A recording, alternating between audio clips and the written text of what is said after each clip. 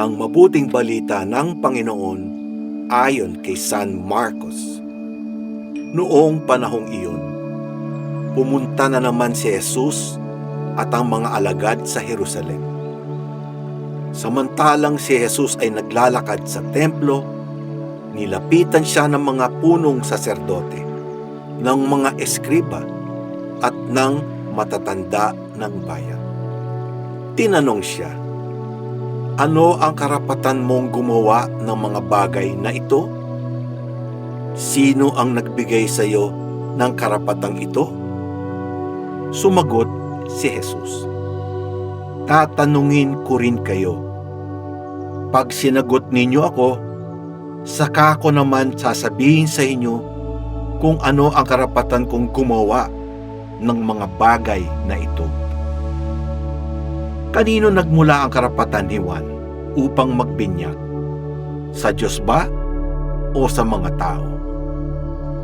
At sila'y nag-usap-usap.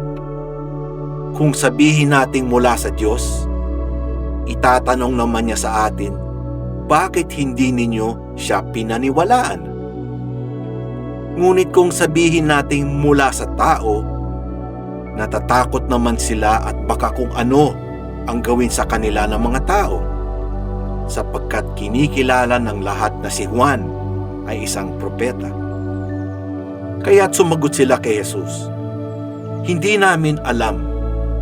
Sinabi ni Jesus sa kanila, "Hindi ko rin sasabihin sa inyo kung ano ang karapatan kong gumawa ng mga ginawa ko." Ang mabuting balita ng Panginoon. Pinupuri ka namin, Panginoong Hesukristo. Hindi ko rin sasabihin sa inyo kung ano ang karapatan kong gumawa ng mga ginawa ko. Ang kapangyarihan ni Jesus ay nagmumula sa Diyos Ama.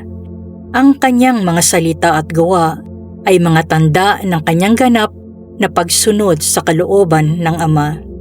Hindi niya hinanap ang papuri ng mundo, kundi ang katuparan ng misyong ibinigay sa kanya ng Ama, ang pagliligtas ng sangkatauhan.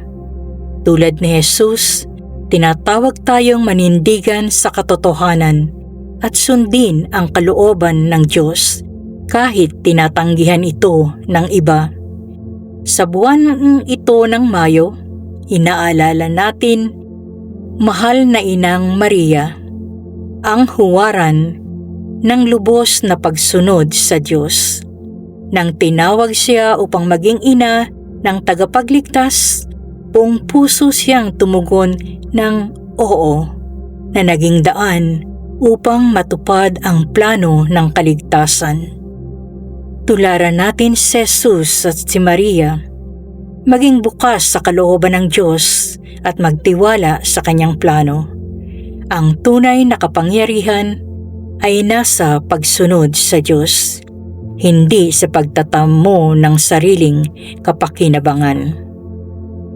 Palagian nating dasalin ang Santo Rosario at hilinging matularan ang mahal na Birhen sa kanyang ganap na pagtitiwala at pagtalima sa Diyos.